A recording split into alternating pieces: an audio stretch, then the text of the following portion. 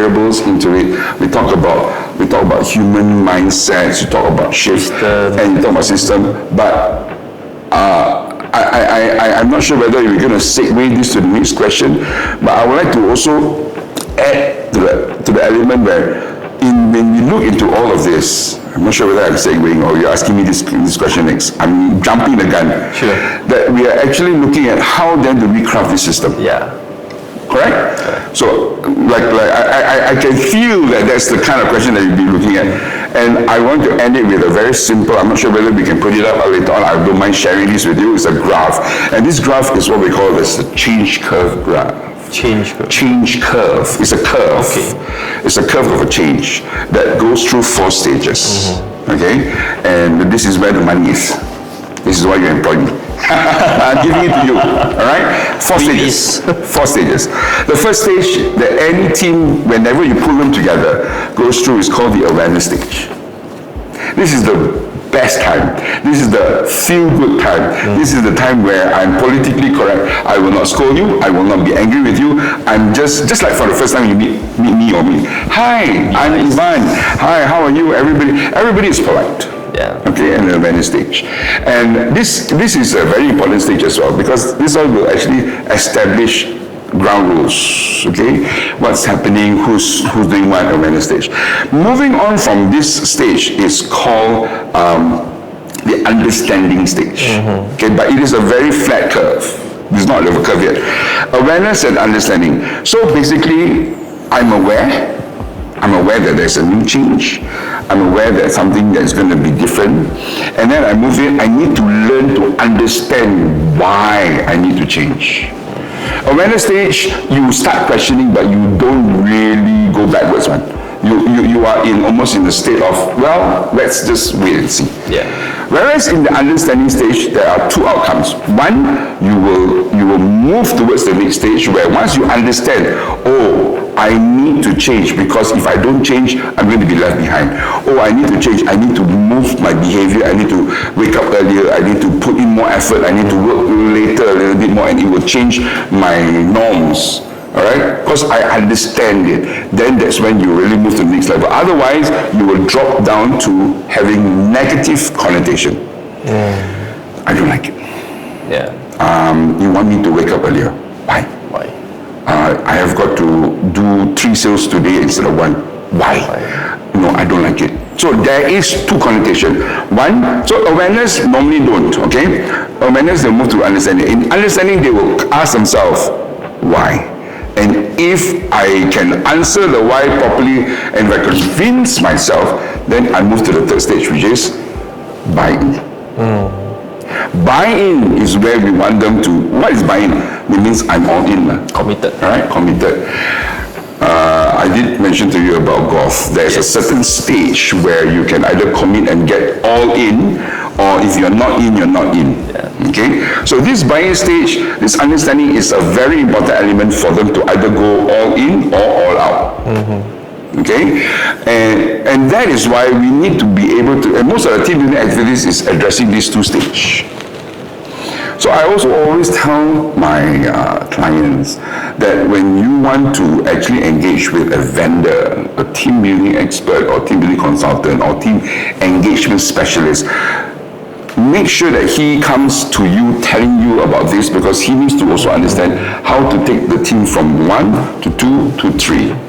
And you don't want to take them from 1 to 2 and say, hey, after 2 times a day, I changed another team builder.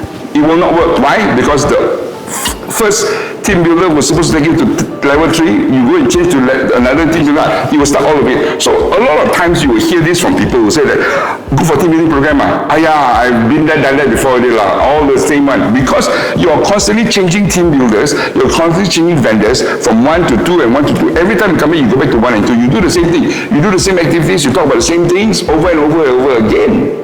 Stuck in the same cycle. You are stuck in the same cycle. That's why people who work with your company for more than 10, 15 years, every time you do team building programs after 2 years, they will say, I have seen it before lah. Every time was so different.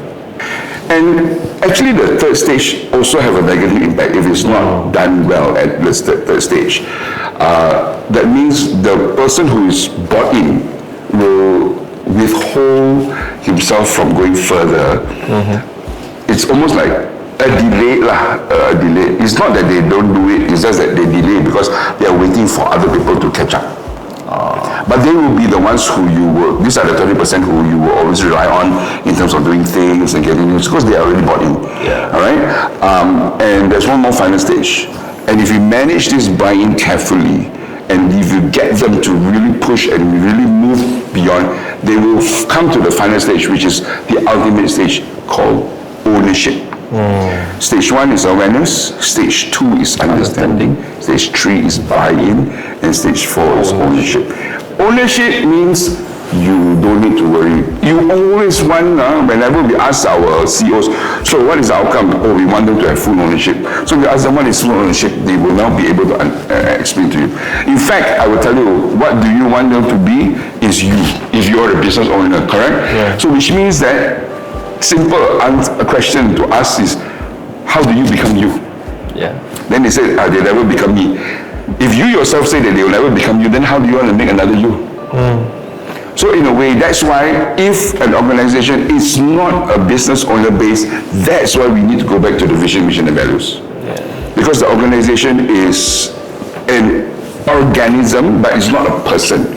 Whereas a business owner and entrepreneur is a person. So it's easier for you to actually craft what are the culture, because basically you work hard, you push hard, you don't give up. If any problem, you have to pick it up because you have full ownership, correct? Yeah. So in a way, generally I can say it's similar throughout all organizations, yes. So if you ask me, Ivan, is there a simple formula? I don't like to do that, but there are no such thing as quick fix, but sample. I can give an example, like for example, if you're if you're a business owner yourself, there are certain 5 key elements that makes you. Yeah. Then I can actually bottle this up and say that, okay, these are the guiding behavior. But this is why it's interesting, because when we actually embark on a true team intervention strategy, that's where we actually start. We relook at your vision, mission, and values. We recraft, and sometimes it's better for us to actually look at it if it's time for you to actually look at it. Of course, you don't change it all the time, but if it's time for you to change it, not to change it, but to actually understand so that it can be refined and be encapsulated into workable bits for you now, then to actually run a team building activity and say that these are the behaviors that we want to see in you. So we will craft activities that will actually drive these behaviors so that it becomes part of you. Yeah. So I repeat, at the awareness stage, a lot of times organizations do this, they change colors. Let's say, for example, you have a rebranding strategy. That is normally done at an awareness stage, okay? And it's nice because it's a feel-good factor. Yeah. So again, once you understand it scientifically, you understand that why people do what they do is because there are certain outcomes that you will gain out of it. That dopamine factor, that feel-good factor, and it's an important element, but it's only at the awareness stage. You haven't even reached ownership. You need to also then get them to understand why they need to change it. And this is where we go back to Simon Sinek's why. It is the core of everything that you do, and to be able to address it, you need to address the whys at every level, at everyone's level. That's why you need to actually do a little bit more activities into other activities, like for example personality profiling, understanding what you do, your job scope, and also looking at it from the system's perspective, because you don't want them to send them for a team building program for them to come back to be hit a glass ceiling, and this glass ceiling is systemic. Yeah. When this glass ceiling is systemic, then you will say that, you've lost an opportunity because they come back hyped up. And if the team activity or team intervention is not done at the workplace, you have a hyped up workforce that comes back that will be crushed.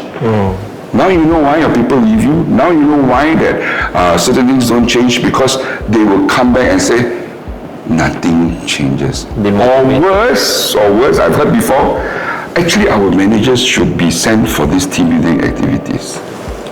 So I'm now actually opening a can of worms, which I don't think is enough. There's a lot to talk about. Yeah. I don't mind having a podcast session 2 and session 3, talk a lot more, because there are many more. We are just beginning to unravel slowly a little bit in terms of what are the behaviors that is actually also breaking down teams.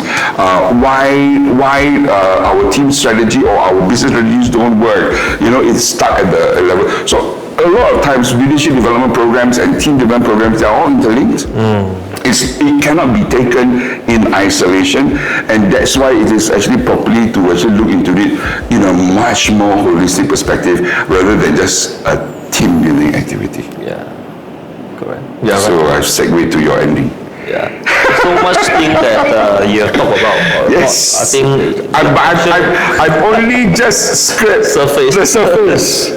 Like I can tell from what you mentioned. I think there are a few key things I just want to highlight too. Right. So there are so many things that Ivan has shared about team building, system, structure, emotions. I think I just want to shout out and mention to all the CEOs and the HR people out there, all the leaders out there. I think 3 things you can take away for what we talk about.